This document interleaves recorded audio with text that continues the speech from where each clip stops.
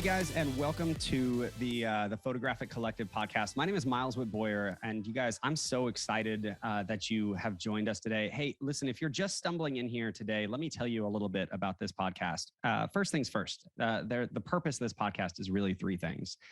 One, we really want to allow you to up-level your business. But before that, we want to encourage you to find a more positive outlook on your life and then, leave here after every episode feeling empowered and ready to build meaningful and lasting connections, not only with the clients that hire you as a photographer, but also with the industry around you. And so, along those lines, we've kind of chased down this idea over the last several episodes of some of the battles that we face as an artist.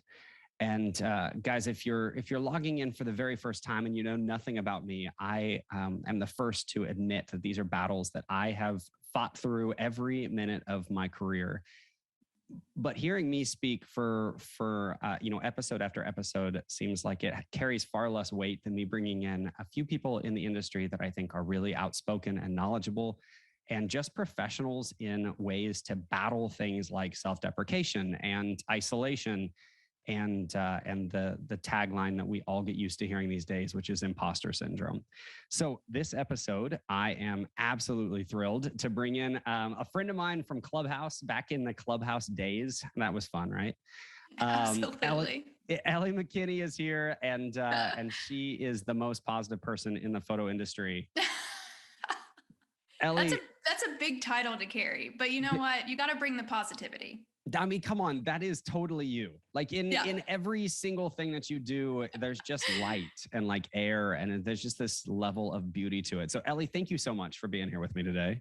I appreciate you. You know, I'd talk to you any day. Yes, I'm going to hold you to that, because as soon as we get done with this podcast recording, I'm going to ask for a free mentorship call. Hey, let's do it. Ellie, tell me about where you are and just give us like a high level. Anybody that doesn't know Ellie, you can obviously check the show notes for ways to connect with her directly. But Ellie, tell us who you are and like where you are.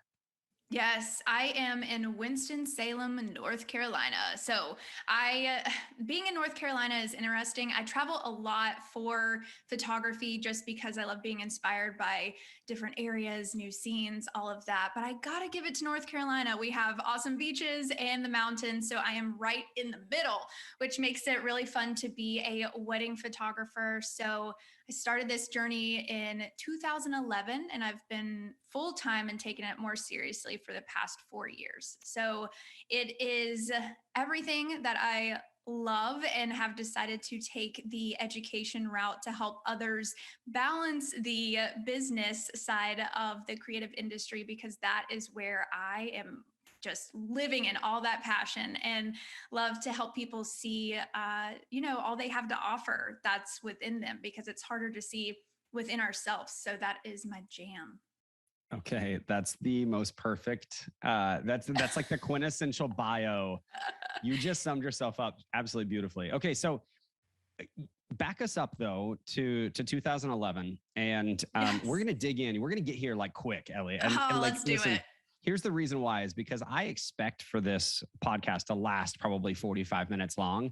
But if people just have 6 minutes to listen, I want them to leave with something worth chewing on, right? So heck yes. So take us to 2011. What motivated you to pick up a camera and like call this a career? Oh, yes, great question. Thinking back to 2011, I had just graduated college. I was in an executive career that I was thriving in, but there was no creative outlet. And let's be honest, I can't paint. I can't draw. I'm not somebody who can like sit there and write beautiful poetry. But what I loved from my childhood was capturing connections. And I'm talking like my little brother with our cat, like not anything like broad scope, but I had all of this history with photography throughout my childhood and videography. And so I decided to bring it back into my life. I had a very good friend who I worked with who was into it too. And so we were able to find like these local meetups of people who were teaching photography. Or honestly, it was hard to find back in 2011. And now I feel like there are so many more resources, but once I started surrounding myself with industry professionals, I realized I wanted to take this passion even further. So I just taught myself and went to as many meetups as I could. And my friend and I fed off of each other. And now we both do photography. Yeah. Okay. So I want to touch on something really quickly, though, because I think you said something maybe without even meaning to. So right off the bat, the relationships were the important part for you. Absolutely. Hands Yeah. down. Yeah. Okay. So this is a commonality. Like everybody that I talk to, and I love this, and I want to hear you speak to this. Everybody that I talk to that is more focused in how they can serve the people that they are in community with, they just seem happier in general, right? Like as opposed to the like sort of cynical, sarcastic, isolated artist mentality that a lot of us fall into, right? Where we feel like everything about us is proprietary. The people that find community just seem like they've got a whole different outlook. So what does that mean to you? Like when you say you're like very relational, where does that settle? I've got to be honest with you. And I don't think I've ever told anybody this except for my closest photographer friends, but I went into photography wanting to teach it. And I knew nothing about it. But what I did know is that I love seeing people grow and develop and come into finding their own. And over time, I realized, okay, well, I'm not as knowledgeable as I'd love to be about photography, but what it is business. And so started to continue down that path. But just to speak to the point that you made, every time that I met somebody, I could learn something new or have somebody that I could reach out to whenever I was feeling alone. Because let's be honest, the photography industry, you can just feel really alone sometimes. You don't go to an office where it's the same people all of the time unless you create it for yourself in that sense of community. So for me, I knew being an extrovert and the personality type that I am, I'm happiest whenever I am connecting with others and forming some sense of community and always thinking broad scope, not just what's right in front of me, but how I can build upon myself and these connections that I'm making, if that sort of all makes sense. Yeah, and not only does it make sense, I know I hinted at this sort of during the intro, but we met on Clubhouse. And Yes. which, by the way, come on, guys, I met so many good friends The on best. Clubhouse. Yes, the best. I felt like there was just something going on there that I'm sad is no longer. Um, but I was struck by the fact that when I met you prior to meeting you, I didn't know your name. I wasn't aware of your work. And evidently I'm the last one, by the way. No, But um, no. but what I was shocked about was your very eloquent, but also sort of graceful way of speaking with authority. That hit me really really boldly, and I think it ties in. I'm getting somewhere here. I think it ties in with your ability to build relationships, because the very first few times that I spoke with you, we were in a room with, I mean, come on, with Igor Denba and Jonas Heavy Peterson. hitters. I mean, these people, I was like, do I even deserve to be in here right now? Well, and I would see your little microphone pop up, right? You're like, "Hi, I'd like to say something," and and I learned early on that you don't say something unless you have something to say. Yes.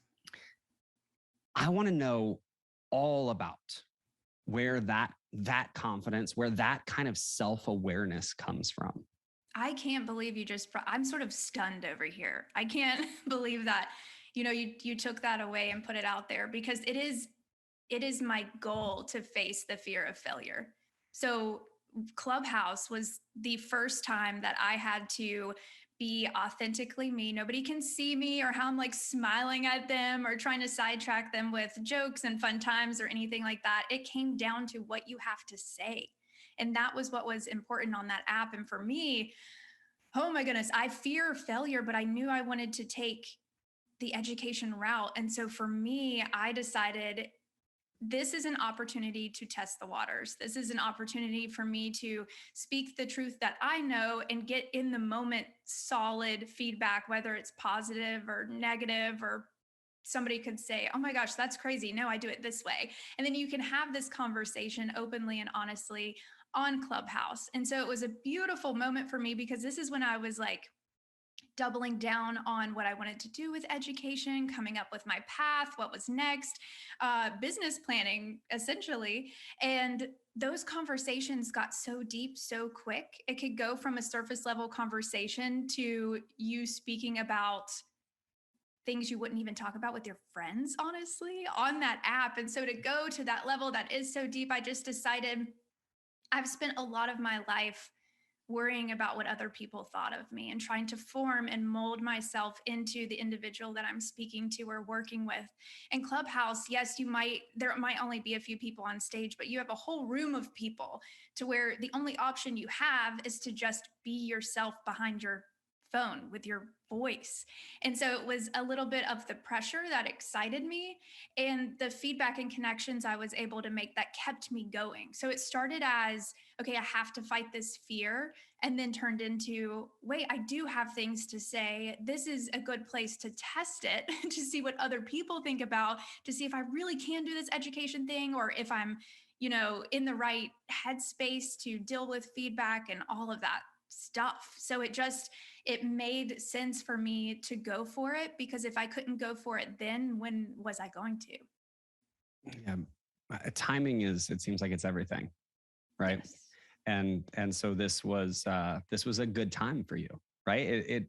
It sort of sprung you forward, maybe even, ahead of your own timeline, which is that's a powerful thing. So to somebody that's listening, as we sort of segue into, and I think you just did it for us again eloquently, because this is what you do, as we sort of segue more into some of the battles that artists face, and some of the resolutions for those battles, even honestly the community and the sort of group that you are building as a resolution to those battles. Before we plug all of that and talk through those things, what is it that you see in the industry these days that, whether it's labeled as imposter syndrome or people just being insecure in general, where do you think that comes from? I think that's just who we are as humans. We constantly want to be something else instead of taking the time to view our personal wins. Or we see somebody who we've looked up to for a long time and think, oh my gosh, I can never get on their level, instead of looking at what you've accomplished so far and doubling down on the strengths you already have. And I think that's why you referred to me as positive, because I'm always like, no, we have that within us. We just have to figure out how to bring it out and how to bring it out confidently, and to understand that there is no perfect steps. There's not the perfect steps to lead to success. You have to find them within yourself, and to take all of this other knowledge that other people have and build your own path. So then that way you can say it is rightfully you, and you can follow through on all the promises that you make. Okay, so clearly authenticity then is like it's a huge portion, yes. part of this, right? So then tell us, like, just so that we level the playing field, what is an example of something that you personally, Ellie, not Ellie McKinney, or not your company, but that you personally battle as an artist? Oh my gosh. I think honestly, it's just feeling not good enough. And I know that's not something brand new that we all go through, but the fear of failure, for other people not liking what I'm putting out there, scares the living heck out of me, that it can just make me freeze and not want to move forward on any of the plans that I make, because I'm so tied up in my own insecurities to be able to work past them. And so it's been about changing my mindset and realizing that the only person that's in charge of my future is me. And I will say that to anyone I meet always, but we have to do the work on ourselves before we can even see other people appreciating what we do. Okay, beautifully put. So let's boil that down to comparison. Yes. Right? When we compare ourselves to other people, other artists, either people that we aspire to be or people that we feel like we've already left behind, or our peer groups, or whatever. When we compare ourselves, we're often left with a really subjective view of what that comparison means, right? You are actively, you keep mentioning this, that you're working in education, but I think it's really critical for everybody that's listening to understand that not only are you training people how to be better photographers, but you're actively teaching people how to get past those comparisons. Yes. And kind of carve their own roots, right? So tell us about that. What does that look like? Because there's 1,000 photographers that are carving this line right now. And for some reason, the way that you're doing it is really special. It's really unique. So tell us about it. Well, thank you, first of all.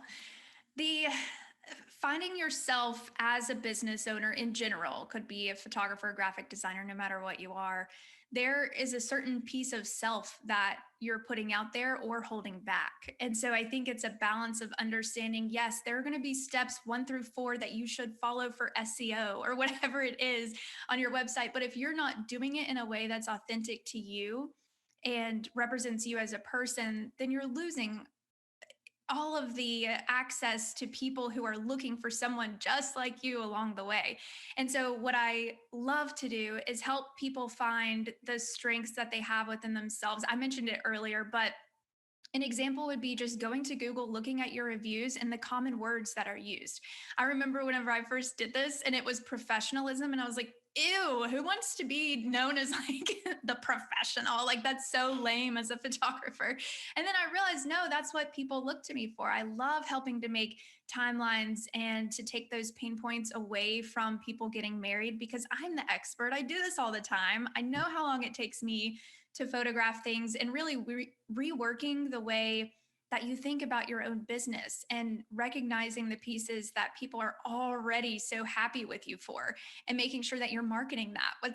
What's the point of saying, oh, I'm really into prompts instead of poses, I make my clients feel like friends, if people are already giving you more detailed descriptions of yourself that you can use? So I just think it's looking at business in a different way, in a different sense, and putting some psychology behind the business aspect. Okay, freaking brilliant. This is already going to be a 4-part. We're going to have to dedicate a series to Ellie. All right. I need to back up now because Okay. we touched on something when we were talking about, and believe me, I know where I'm headed here. We touched on Love it. something when we started you off in 2011, right? Yes. We're talking about this idea of what motivated you to pick up a camera essentially and call this work. And then here we are 10 years later, and you're now at a point where you're confident enough and motivated enough that you want to help other people that are making that decision do it in maybe more intentional ways. Yes, absolutely. Somewhere in there, you learned a lesson that you wish you would have had yourself. Am I right? Does that make sense? Oh my gosh, There's yes. somewhere in there was a breakdown through which you said, nobody taught me X, whatever it is, and I'm not going to let other people fail. Yes. What was that? The sense of self. Oh my gosh, I could just dig into this so hard. And there are so many people that I looked up to, and now there's twice as many because we have all these amazing resources for photographers. But what I couldn't figure out was how to help people. Like, why wasn't there something out there that was helping people find their own secret sauce? Like, you don't have to have the same sauce just to be successful in this industry. I feel like that's the only way I can describe it right now. But you have something that's different about you. Every single person on this earth, while we have so many similarities, and that's what makes it so beautiful, there is something about you that nobody else can compete with. And so to be able to find that, sure, you could look at your reviews and come up with some fun ideas, but in workshops or no matter where I'm at, there are certain exercises that you have to mentally take your brain into a different mindset to be able to just think about yourself. And it goes deep, it gets emotional, but your time spent with other people or spent on your artwork is absolutely different from anybody else. And so, what I think really made me want to dig into this personally and help other people is that I was finding all these steps, again, 1 through 4, that I had to follow to be successful. And then I would do those and I would just be sitting there waiting for the success to come, like, okay, I'm ready. I did steps 1 through 4. When's it going to happen? And instead of sitting on that for too long, I decided to take that extra step and dig into who I am as a human. What do I stand for? What are my core values? How can I bring this into my business to best serve the clients that I want to attract? And then build from there. So it was just making sure that there is now a place for people to go to understand themselves better in order to build their business and follow those steps 1 through 4 confidently. Beautifully put. Okay. What is that place? Oh, I'm so excited. So I am October 20th. Psyched Society is going to be a thing. And I am so psyched. Let me tell you, at first I was like, is this name corny? No, it is seriously the reason behind it.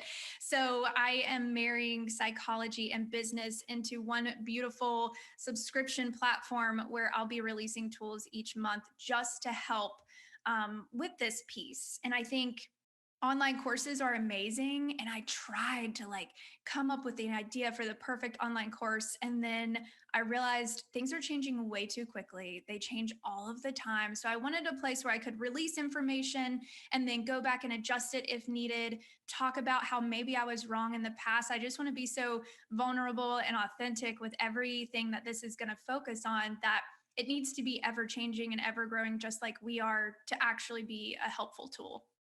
Yeah. So listeners, if you will slow that down and put a link in the show notes, of course, for more information on that. But guys, if you're listening to this, there's a solid chance that you are already a part of or looking into being a part of the Photographic Collective. Please understand that that I couldn't be more excited to be personally involved, to get personally engaged with Psyched Society. This is something that is like a beautiful extension of the community that we've built over in the collective, and this idea of like positive intentionality and purpose in the lives and community of artists. But correct me if I'm wrong, I think, Ellie, what you're really doing then is trying to take that to the next level and say, you know, hey, I want to empower success, not just community, but success. Yes. Is that right? Yes. Confidence and success. I feel like anything that you do in confidence will lead to success. Okay, so this takes us straight headfirst then into this idea of people that are battling, you know, things like imposter syndrome and just feeling isolated in general. And we spoke about this in an episode that actually released today. So if you're listening to this, you know, you're a couple of weeks behind. But Brandon Bucherri's episode, we talked a little bit about the idea that people feel isolated because they think that what they're doing is proprietary, right? Mm-hmm. So they separate themselves from other people because they're afraid they're going to give away that special sauce. Oh, I've been there. We've all been there. Right. So, but you mentioned that sauce. And so I want to get there because I think there's something so powerful and positive about the way that you look at this. Where does that hide? Like, how do you access that and not live in fear of giving it away? It's all about routines. I think for me personally, and for a lot of people I talk to, you get into the same routine. So anytime you start to feel the imposter syndrome or something where you just don't want to share information because it could help somebody else surpass you or things like that, you put yourself into a negative headspace where honestly, that's probably what is going to happen. If you are thinking it, then more than likely, you know, you're not setting yourself up for success. So the way that helped me was to set routines around how I dealt with these emotions. So let's say I was feeling like, oh, maybe I shouldn't tell somebody where, you know, this cool photo spot is, because then they could use it and maybe like everybody wants to hire them. You know, silly example, but it happens all the time in our industry. Very relatable example. Yes. And so instead of feeling that way and handling situations where I was more like, should I tell them? And then I would always tell them because I'm not the person to hold back information. I don't have that in me. But what I did was I changed my mindset and my routines around the way I responded to those things. And I would say, oh, this is a relationship I can make right now because I'm going to need a location in the future, and they might shoot somewhere and be more than happy to respond with their location if I just change my mindset right now. And so I would respond to these DMs about locations and be like, oh my gosh, of course. Like, I love sharing information. Here is the location. Here's the All Trails app that you should download to help you find it easier. And I absolutely love some of your photos. So if it's okay, I would like to ask you if I ever need an urban location because you do amazing things. And they're like, oh my gosh, of course. And so it's about creating that natural connection and allowing yourself to be mature enough, professional enough to realize that if you help someone, they are absolutely going to help you back in the future. And it is twofold all the time. Yeah, full circle there. Like you said early on, the relationship is more important to you, right, than the Yes. product. And that's sort of a beautiful thing. The reason that this whole process started, to be honest with you, Ellie, was because I really haven't battled that idea of like imposter syndrome a lot in my career. I've just sort of taken my own lane a lot through my career. But when my sound engineer, Jared, told me that he thought it was time for me to launch a podcast, I was immediately not only uncomfortable, but terrified. Yes. And the just the feeling of insecurity crept up so quickly. Like, what is it? How do I have any level of authority to do this? Right. And so this entire exercise for me, this entire practice is actually me trying to absorb and learn and get outside of my own comfort zone. And so one, thank you for being a part of that. But two, I think you're speaking exactly to the resolution where I got, which is the relationships that I have, the people that I have gotten to know, whether through just a few quick chats on Clubhouse or through, a decade of shooting alongside. Those relationships are so much more important to me than the opinions of people that don't know me. And so I'm really excited to be able to offer this actually, like as a gift to people, to say like, hey, get to know the people that I love. And that's sort of what you just said, right? Yes. Is like, you're building this network, this Rolodex of people. It's not transactional. It's just a group of people that you have maybe made the first step to take care of. And now the door is open. Yes. And I think there's a little bit of a fighter that you have to find within yourself. One of my favorite words of all time is relentless. And it's because while I have this like positive aspect on life, I am such a fighter and I want to fight for other people to be successful too. And you have to get out of that negative headspace and realize that you are relentless. You can get past this. There are answers. Are you willing to do it? And that's the question. Are you willing to change your thought process? Are you willing to look at things differently and build upon that? And if so, there's no doubt in my mind that you can overcome things like imposter syndrome. And it's not to say it's going to go away forever. Some people, I won't dig into this too far because this could be a whole other thing. But if we look at different personality types that we have as individuals, there are some people, especially in this industry, who deal with imposter syndrome way more than I can relate to. And, everybody fears failure, but does it stop you in your tracks like it does me? And so there are people who, there are things that are stopping us in our tracks. And it's a little bit different for each person. So it's about navigating that, understanding the triggers that sets you in that negative mindset and reworking almost backwards to figure out what puts you in that headspace and how you're going to deal with it next time, and making that plan. So then that way the routine is there. You've already promised yourself. So now all that's left is to follow through and just be relentless. Okay, amazing. Start us at the beginning then, because it sounds like, obviously, knowing you have put so much work and so much effort into preparing this platform that you're about to launch. Where do you start with people? And take us past the like initial inquiry stage.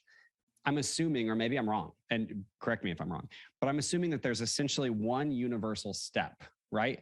Like if you go to any kind of, an addiction thing, there's usually a step, right? Like you have to do this first. Right. What's the first step?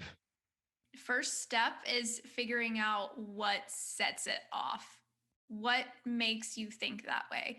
And so it's as easy as taking a sheet of I can't even talk, a sheet of paper and writing down, if you're feeling this way, what is it within your week that's making you do that? Is it you scrolling through Instagram, or is it you reading captions? Like, figure out what is it that sets you off in this realm of just cloudy fog brain because you can't get over how you might not be as good as somebody else. What is it that puts you in that headspace? And for us to think about it, it might be easy where it's like, oh yeah, it's like Instagram, or whenever I see somebody talking on a podcast, I want to listen, but I'm held back because honestly, it just makes me think I'm not good enough. Whatever it is, write that situation down because it's very, very specific.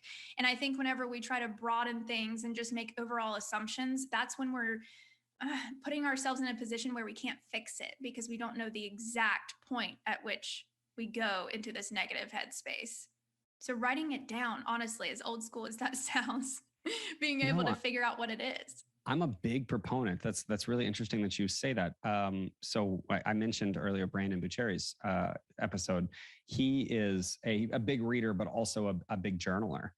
And you know, I've got sketchpad after sketchpad after sketchpad. I don't write. It's just my weird creative mind.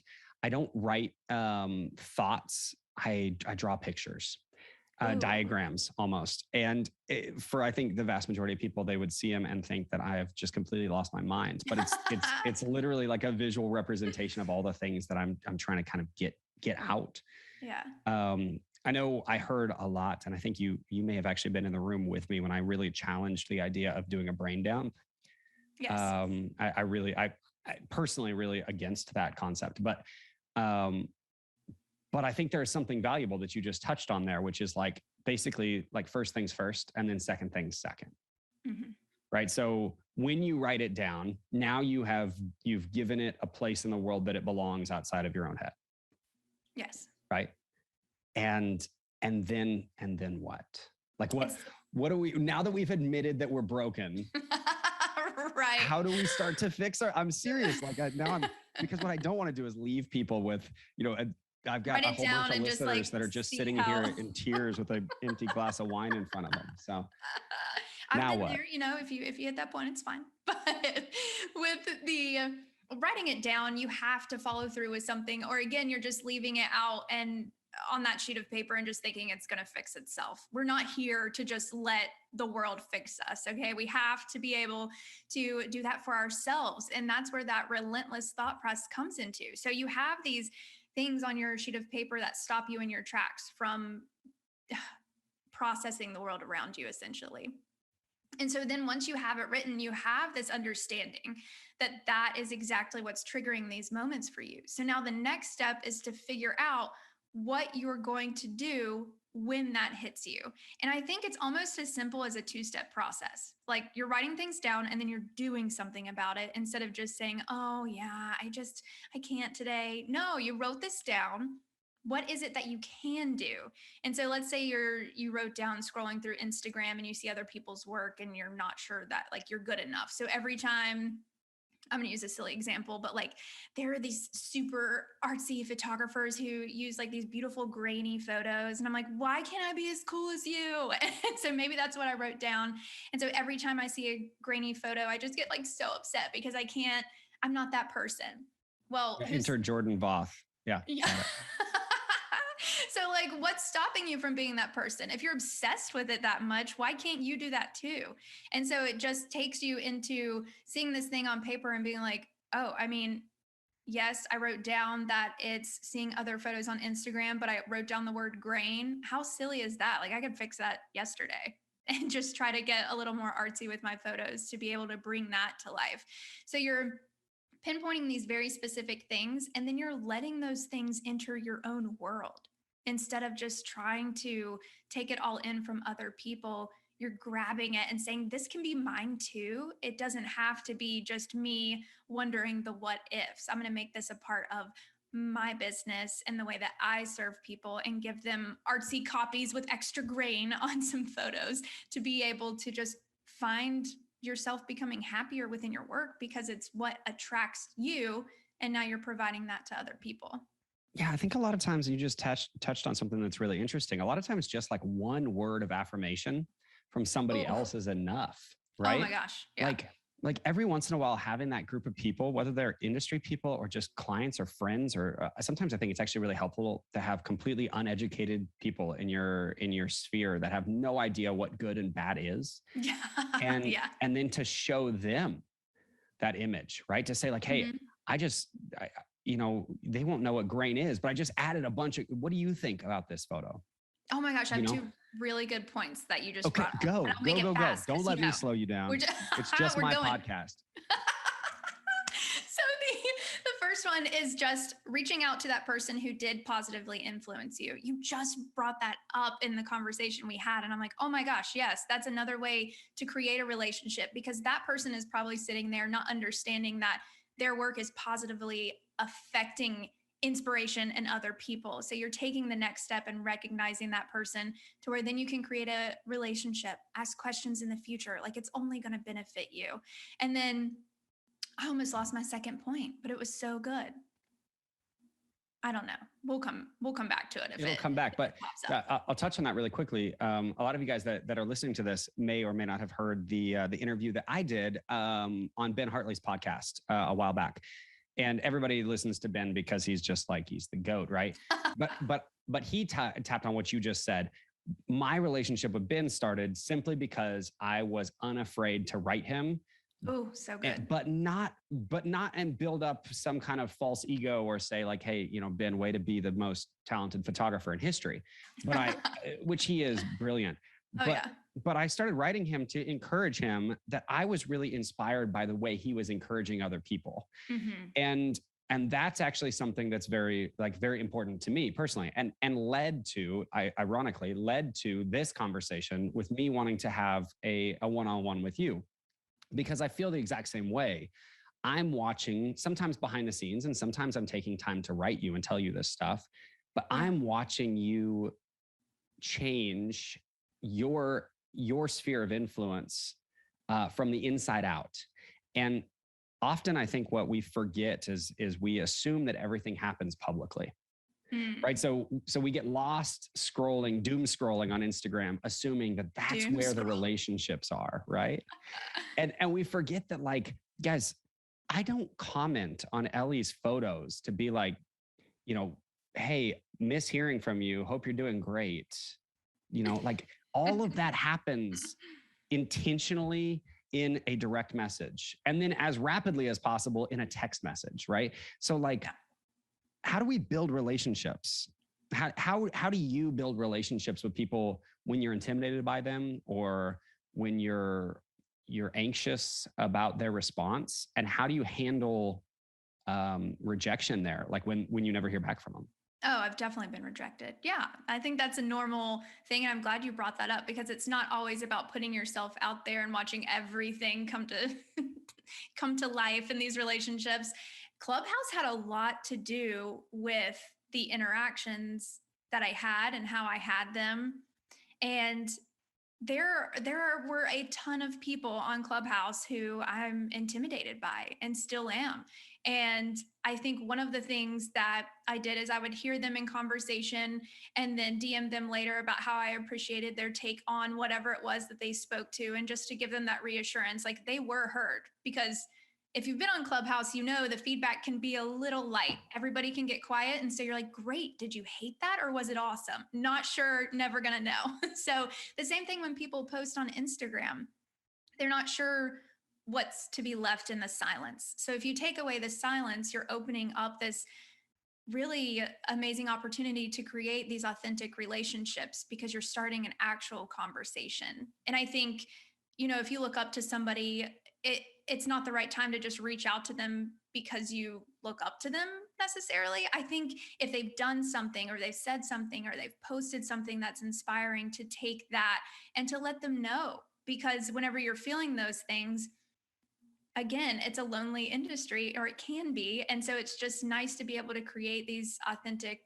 relationships. And then from there, you just never know what can come of it. And that's part of the beauty. Maybe nothing will, or maybe it's a relationship where you get to photograph with that person in the future because they thought of you and know that you have the same values and goals and expectations for your own business. So lots of opportunity to be made that shouldn't be missed. Yeah, you touched on a really interesting point, because I think that would be the natural step three, right? Like you said, you basically have to identify a problem or identify where the trigger comes from, and then find a way to fix it.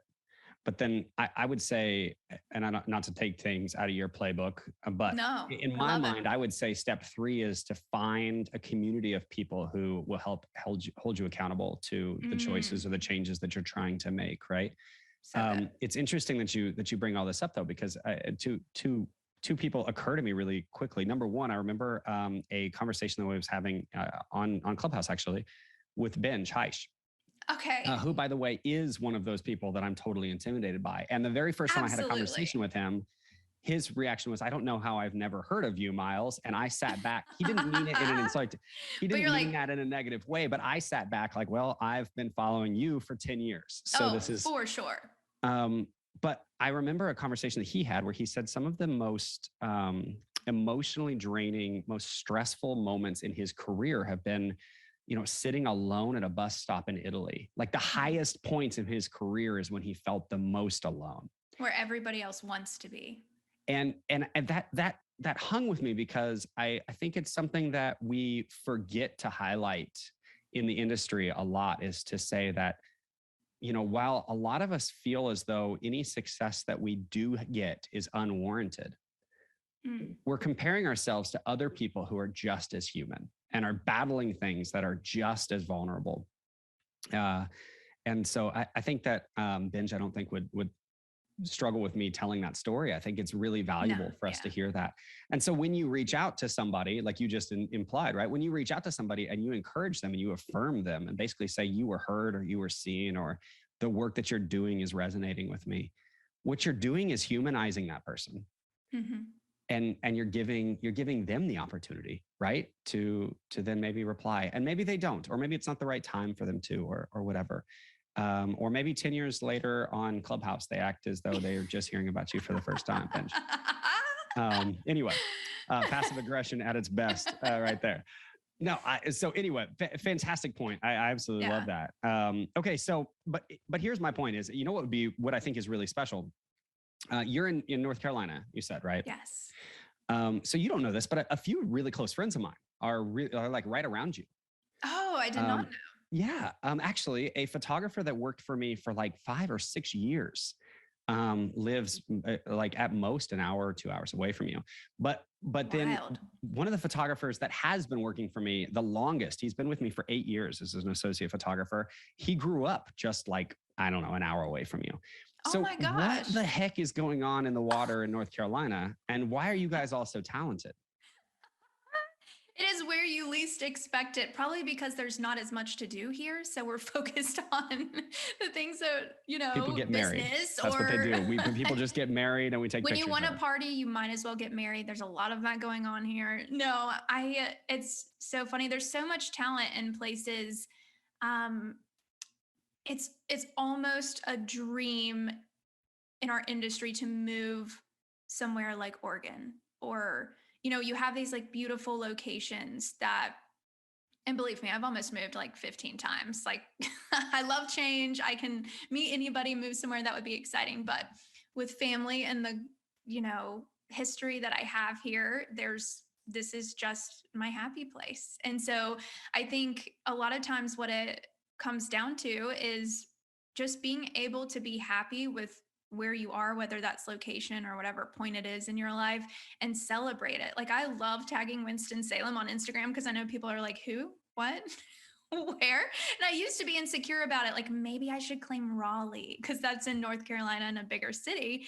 But no, I had to be authentic to the streets that I walk every day and the people that I meet and the smaller businesses that I like celebrating here. So it's an interesting take on almost what we've been talking about this whole time. Like every aspect of your life should be talked about and celebrated, especially if it deals with business. And so the insecurity of me wanting to like live in Raleigh or whatever it was. I had to let that go. And the only way that I could grow was to. So it just all comes together with that sense of self and being able to recognize what is amazing right here beside you instead of just wishing you were somewhere else. Okay. Perfect point. Like, absolutely I hammered was like, that wait, down. this all goes together It somehow. I don't does. know how that worked, but I'm just really you're also, I'm a good interviewer. you really Okay. are. So, subtle. Hey, quick question then. Yeah. Because this is an exercise I feel like people don't do enough of. So we know that you launch officially. You said you launch Psyched Society next month or later this month. I'm sorry, just a later few this weeks, month. right? Yes, October 20th. Okay, so we know what next month looks like for you because you're going to be crushed with new business opportunities and trying to maintain that, and that's fantastic. We're just going to speak that into the world. Absolutely, we just did, and it's a done deal. But I actually like to go this route first. I want to know, like, who is Ellie McKinney as an artist, as a professional, as a photographer, as a fill in the blank here, from a business perspective? Who are you in 5 years? 5 years. Man, it's really fun to think about this. It's very scary to say it out loud. I am an educator. I have broadened from just photography to other creative businesses. I'm helping people find their best selves and have the confidence to be able to communicate it, whether it be on their website, social media, in person. I love interacting and talking. So as many people as I can meet around the world doing workshops, whatever that may be, I have this dream of making a bigger influence on the creative industry in 5 years. And I think what that means is just showing up more in person, showing up more online, creating tools that people haven't thought of before. I don't want to be a repeat. I don't want to take what somebody else has done and say, okay, I can shift and move this around and make it better and sell it on my own. I don't want any of that. I want to create something that helps people on a deeper level.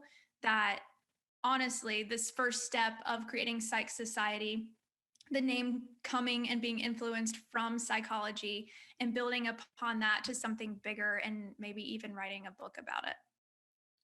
Beautiful. So then what is the end of your career, not the end of your life? We're not getting dark. At the end of your career, what's the legacy? What do you leave with us? It's so hard because people are like, build something that you can sell. And while I love that, because why not build something that you can turn into retirement by selling it to somebody else? That's not what I'm here on this earth for. And, I'll leave that to my husband. We can open a brewery and then sell it later. You know what I mean? Like, this is not something I'm willing to ever give up. And so whenever it ends, it's not a true stopping point. There's tools and resources that can go on for generations in my mind, maybe too broad of a scope, but like, look, there are things that we have used for years and years. And I want to create that specific thing for the creative industry because let's be honest, we have a high turnover, especially in the wedding industry. People get very, I'm going to use the word exhausted from what you have to do to be a wedding photographer. And so I want something that helps the new generations skip these pain points that we keep hitting as photographers over and over again, and to not just like make cool memes over feeling insecure or whatever it is, but to actually give them tools and resources, pages to fill out, questions to ask themselves, best practices to get in a positive mindset. So then that way there's something that's a go-to that lives on forever. That would be my ideal situation. Yeah, beautiful. So again, it comes back to then the relationships. Yes. It's the people that you're so good. Your legacy then is the people that you've poured into. Yes. Yeah. Beautiful. Beautiful. That's where I wanted to go with this was the idea that, I introduced you clearly as being this beautifully talented. And we haven't even talked about your work, but that takes 5 seconds to see. I mean, your work is incredible. But what captivated me early on by you was your mindset, was just how positive you are and how easy it is for you, for whatever reason, to dissect something down and then build it back up. And it's a really powerful thing to be able to share that with everybody. And I think the fact that it just keeps coming back to relationship, it probably says more than anything. And so I'm just so grateful to have you on here. Hey, before we wrap up, everybody always does this whole thing, like, tell me how they can find you. And guys, that it's in the show notes. Like, come on. This is like, it's 2021. We don't waste everyone. time around here. No. But yeah, right. Like we're there. I'm about that. More powerfully though, aside from being able to follow you on Instagram and all of that stuff, which of course is valuable, how is it that you want people to interact with you? That is such a good question. I just love any type of personal interaction. Following is fun. That's fine. I think it's celebratory whenever you see people follow you because you're like, oh, I wonder what they do. And then I click on them and I start to like look into it. But a DM, just a direct message or an email of something that you appreciated in this conversation that we had, like email me and Miles and like let us know so that we can build and feed off of that, because I think sometimes it's easy to get lost in direction, but if you have that feedback, whether positive or negative, then you can focus on the right things. And so just being able to have that direct message that says a little something, a voice memo, an email, those are the types of things that I thrive off of and help me continue to grow, and I want to help do the same for the people who message me. Yeah, that's amazing. Okay, so I've already admitted that I plan to sign up and get engaged. But how does everybody else? How do we access this psyched society of psychos? How do we do that? Oh my gosh. Okay. Short note, in 5th grade, I was on a basketball team called the Psychos. So we're bringing. You know how politically incorrect that is? I don't even think you can say that anymore. I'm pretty sure we're going to get canceled for that. Guys, anything that Ellie just said is not necessarily the. If we could just cut that. I'm just kidding. Wait, we're going to keep it in. Hey, I got Phil Porto to cuss. So if I can get Phil Porto, I know, right? I was proud of that moment for me. That's probably sounds horrible. Okay. So, but seriously, how do we get involved? Like anybody that is listening to this is clearly your passion project right now. So how do we support you? And then how do we tap into you supporting us? That's amazing. So I am creating a Facebook group that will be live, all able to find this information on the website, and it's still being built. October 20th will be the full website. Right now, it's just a short page giving you a little info, but really it's a subscription-based platform for $17 a month where I'm releasing tools and interacting, but you can take the first step and join the Facebook group, which will just be about these ideals and we'll challenge each other's thought processes. And honestly, that is where it all starts to see if it's a good fit for you too. So just being able to join in on conversation, Psyched Society is going to be more than just tools and resources. I really want to give people something so much deeper. And so each month I'm hoping it gets more and more intense in the best of ways for what I'm asking people to do and the ideas I have around this. But yeah, just being able to connect from Facebook to Instagram to the platform that will be Psyched Society through Patreon. So beautiful. So last question for you. Yes. It's $204 a year. What is it that I walk away with after the first year? We are going to be hitting on every pain point that you have as a photographer based on the time of year. So if you join for just a full year, my main goal is to make sure that during slow season, we are getting that mindset right. During busy season, we are getting that mindset right. And all of the in-betweens on top of, helping you communicate who you are to the people that are connecting with you about your business, social media, individual emails, and just building upon that. Yeah, cool. So literally for less than the profit that I would make from a 1-hour shoot, I've got a year with you as a business mentor. I'm signing up. That's happening. Guys, this episode was officially sponsored by my subscription to Psyched Society. I'll make you an ambassador. Let's do it.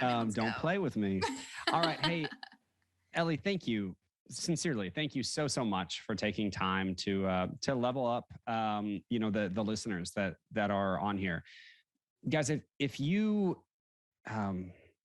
if you resonate with this problem, I feel like I hate to use the word epidemic because it's gotten so used lately, but this epidemic of isolation and of insecurity and of artists limiting themselves because they get so stuck in the fear of comparison. Do me a favor. I not only would love to hear from you directly, as Ellie mentioned, it would mean a lot to me in furthering this podcast and who I'm speaking to and who I'm bringing in. But one step further than that, I want you to be brave enough and be bold enough to write Ellie directly. And the reason I want you to do that is because I want you to open up the door, open up the opportunity for Ellie to pour a little bit of intentional positivity back into your life, just how she has in mine. And so, Ellie, I'm so grateful, really, that you joined us today. It means a lot. And I'm also really glad that we started recording right after the sirens were quiet, because things got pretty awkward there for a few minutes. I thought that Ellie might. So loud. I thought that she was getting audited. Anyway, guys, again, last thing. Man, I always end these things just so full of new ideas. Y'all, this is the Photographic Collective podcast. My name is Miles Boyer, and our guest today was Ellie McKinney, and I am just over the moon to end this recording so I can grab my piece of paper and start writing notes about the things I want to start fixing. So, Ellie, thank you. Oh my goodness, thank you. I am almost speechless at the end of this. I appreciate you going into depth on levels that most people aren't willing to talk about this subject. Well, you know me well enough. This is self-serving. I only wanted the free education. So, all right, we'll talk soon, okay? All right, perfect.